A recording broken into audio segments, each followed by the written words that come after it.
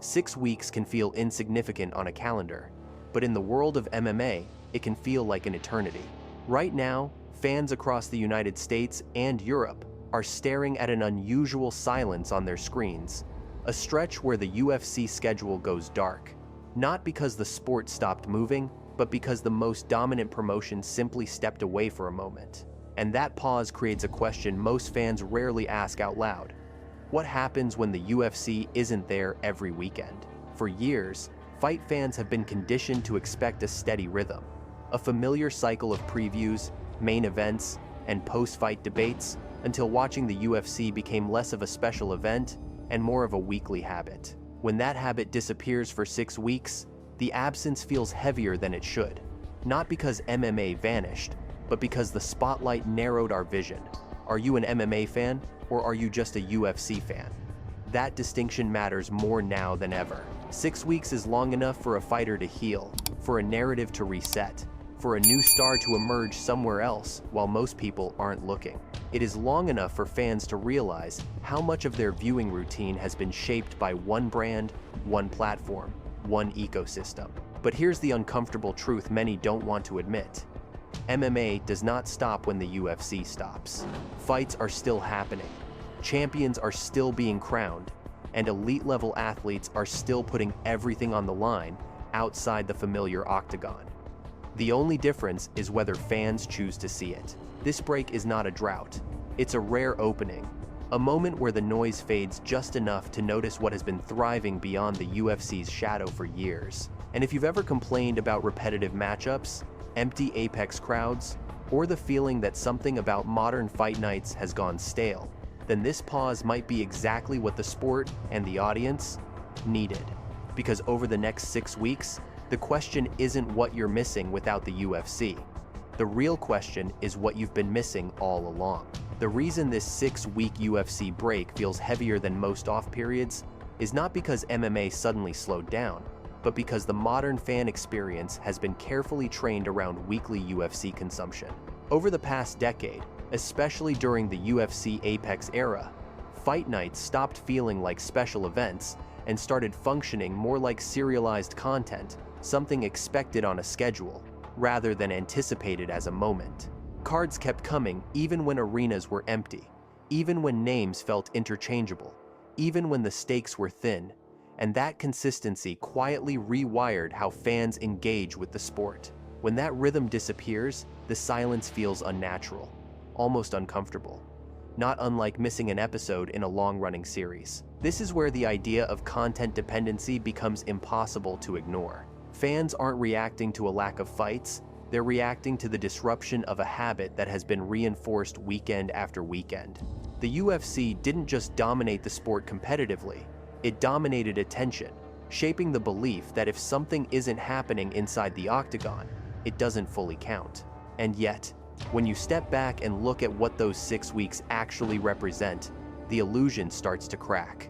6 weeks is enough time for narratives to shift, for injuries to heal, for contenders elsewhere to rise without being filtered through UFC branding. It is also long enough to expose how narrow the viewing lens has become for many fans. The frustration people feel during this gap often has less to do with missing elite competition and more to do with losing a familiar routine. That's why the question, what do UFC fans do when there's no UFC, reveals something deeper than boredom. It reveals how centralized the sport's visibility has become. In earlier eras, breaks in one promotion naturally pushed fans to explore others. But today, algorithms, highlights, and media coverage reinforce a single ecosystem so effectively that alternatives feel invisible unless actively sought out. This is not an accident. It's the result of years of brand dominance, platform control, and constant output, all designed to keep attention locked in one direction. But the moment that output pauses, even briefly, the gap exposes a reality many fans rarely confront. The UFC is not the entire sport. It is a powerful slice of it, but not its full expression. And when fans describe this 6-week stretch as unbearable, what they are really reacting to is the sudden realization of how little room they've given themselves to see what exists beyond that slice. That realization sets the stage for a much bigger shift, Because once the habit is broken, even temporarily, curiosity has space to creep in.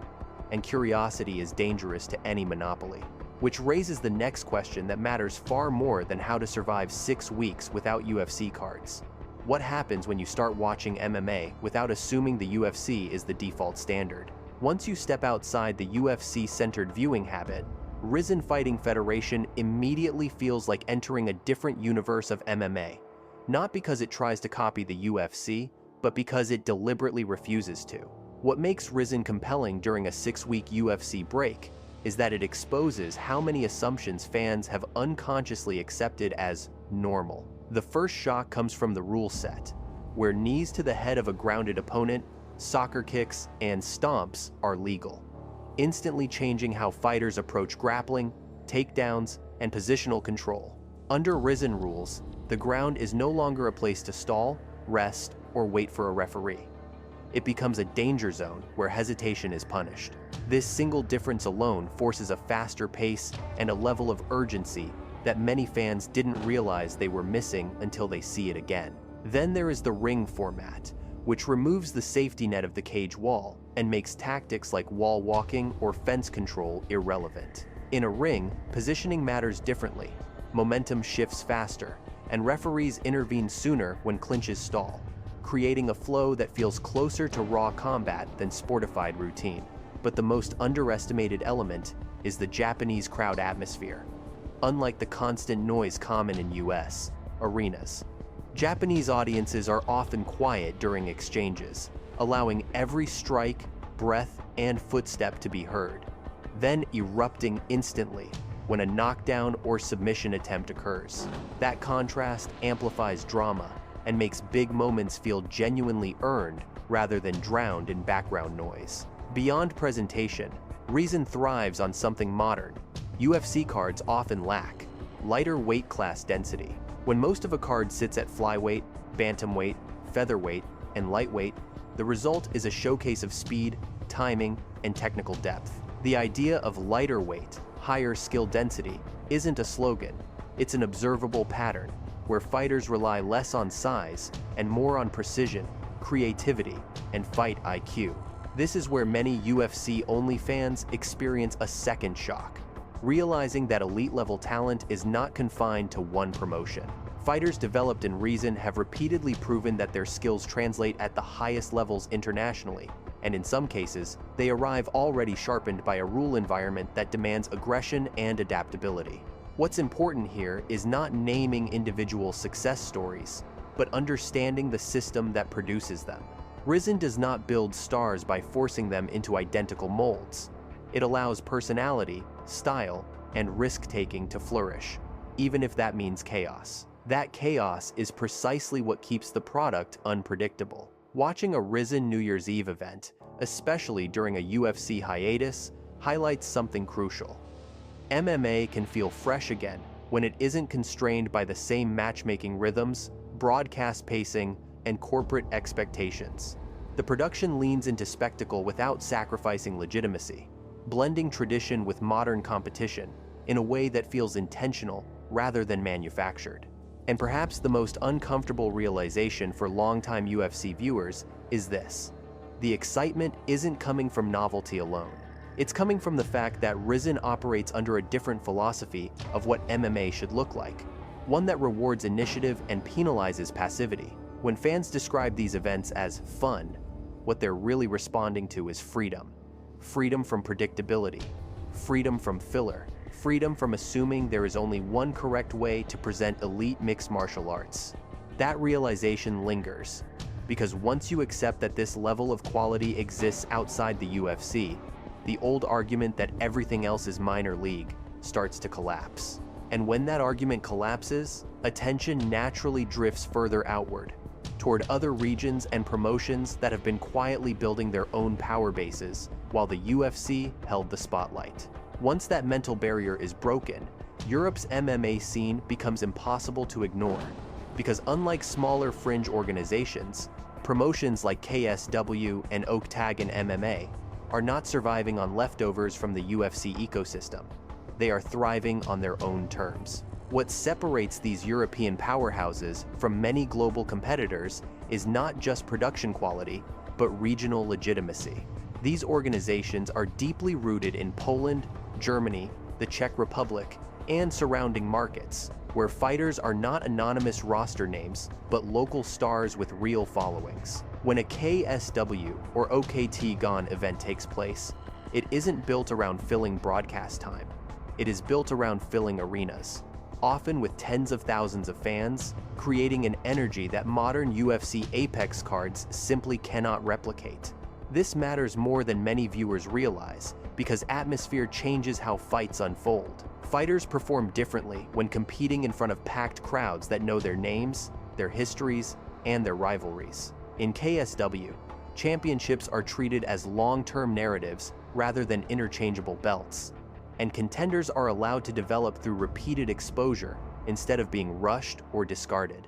This creates a form of regional star power that doesn't depend on UFC validation to feel legitimate. Some of these athletes stay by choice, not because they lack ambition, but because financial security, status, and fan loyalty already exist where they are.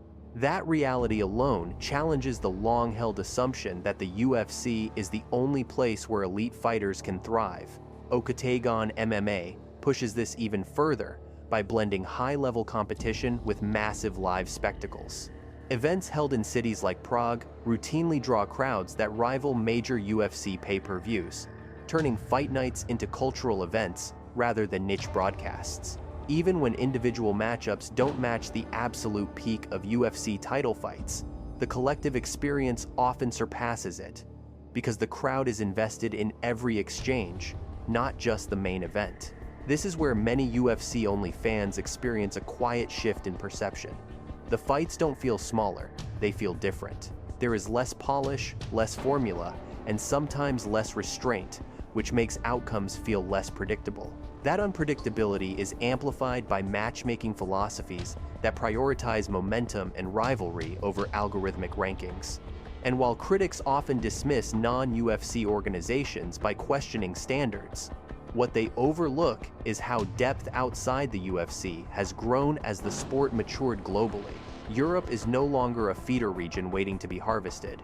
It is a parallel ecosystem producing its own champions, identities, and business models.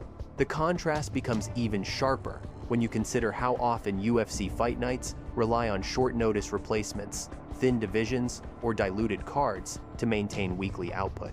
In Europe, fewer events often mean higher stakes per event, which restores a sense of occasion many fans didn't realize they missed. Watching KSW and OKTAGON during a UFC hiatus forces an uncomfortable but important question into the open. If these promotions can build stars, sell out arenas, and sustain high-level competition without UFC branding, what does Major League really mean in modern MMA? Once that question takes root, it changes how fans evaluate fights altogether, shifting focus away from logos and toward context, atmosphere, and long-term development. And that shift naturally leads to a deeper realization, because the more alternatives you watch, the harder it becomes to unsee how much variety the sport actually offers when it isn't filtered through a single dominant lens. Reaching this point changes how you watch fights, because once you've spent time with RIZIN, KSW, and Octagon MMA, it becomes clear that exploring MMA outside the UFC doesn't lower your standards, it raises your understanding of the sport. What really happens when fans step away from a single promotion mindset is the expansion of fight IQ, the ability to recognize patterns, strategies, and stylistic choices that are often flattened by the UFC's standardized structure. Different rule sets, ring sizes, pacing, and officiating philosophies force fighters to solve problems in new ways, and watching those adaptations sharpens how viewers interpret exchanges. Concepts like initiative versus passivity, risk management, and positional urgency become easier to spot when they aren't hidden behind the same familiar framework every week. This is where the idea that the UFC represents the definitive version of MMA begins to unravel. The UFC is highly refined, but refinement also brings predictability. Matchmaking tends to follow ranking logic. Broadcast pacing follows commercial needs, and many fighters are incentivized to prioritize control and safety over chaos. Outside that system, especially in promotions that emphasize spectacle or regional identity, fighters often take risks that would be strategically discouraged elsewhere. That doesn't make the fight sloppy, it makes them less formulaic. For fans, this variety acts like cross-training.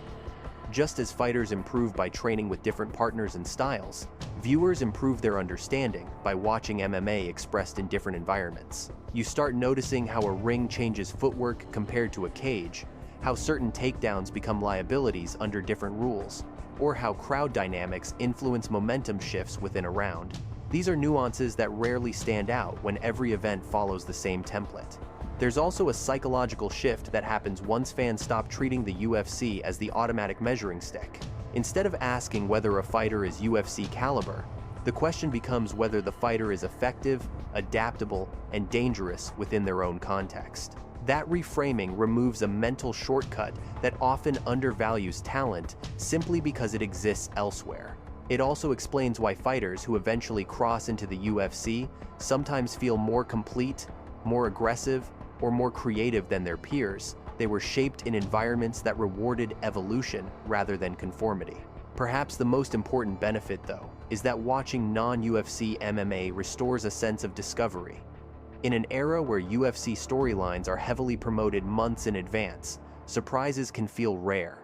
Outside that ecosystem, viewers encounter unfamiliar names, unexpected styles, and sudden breakouts without weeks of marketing buildup.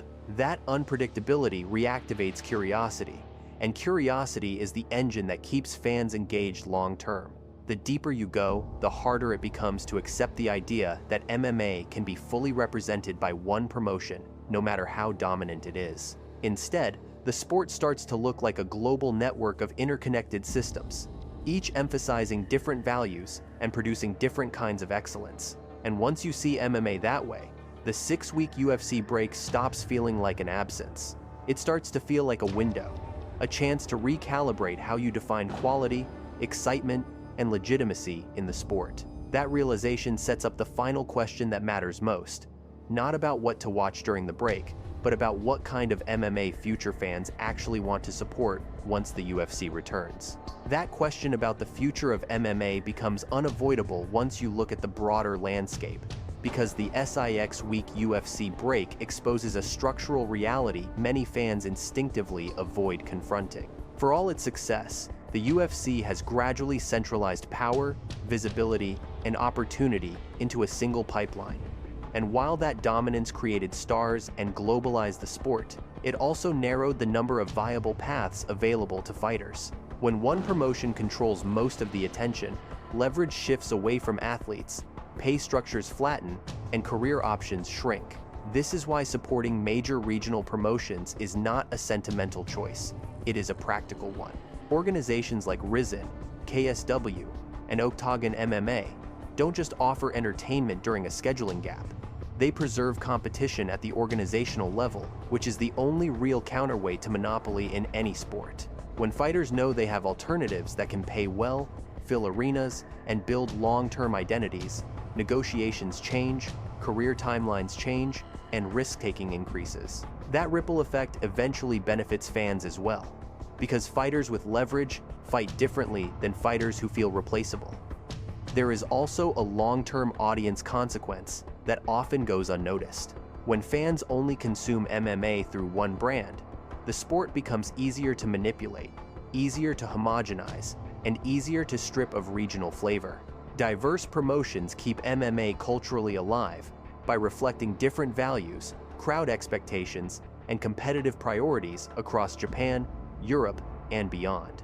Without that diversity, the sport risks becoming optimized purely for broadcast efficiency, rather than competitive richness. This is why moments like a 6-week UFC hiatus matter more than they seem.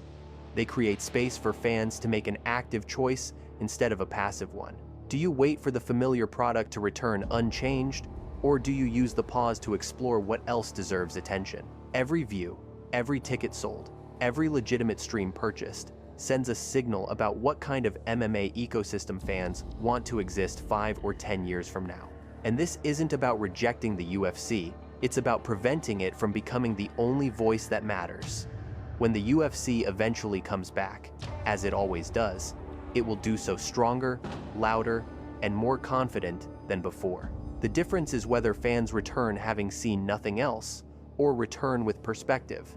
Because perspective is what keeps a sport healthy. And once you've seen how much high-level MMA continues to thrive outside the UFC's orbit, it becomes much harder to accept a future where everything depends on a single promotion's calendar. By the time the UFC finally returns after this 6-week gap, nothing about the sport itself will have stopped moving. Fighters will still have competed, champions will still have been crowned, and entire careers will have progressed outside the spotlight most fans are used to following. What changes is not the calendar, but the viewer. This break quietly forces a choice that rarely feels urgent when events run every weekend, whether to treat MMA as a single product or as a global sport with many centers of gravity. For years, the UFC's dominance made that distinction easy to ignore, because convenience and quality appeared to align in one place. But convenience is not the same as completeness. Once you step outside that bubble, even briefly, it becomes harder to pretend that elite competition, compelling narratives, and unforgettable atmospheres only exist inside one organization.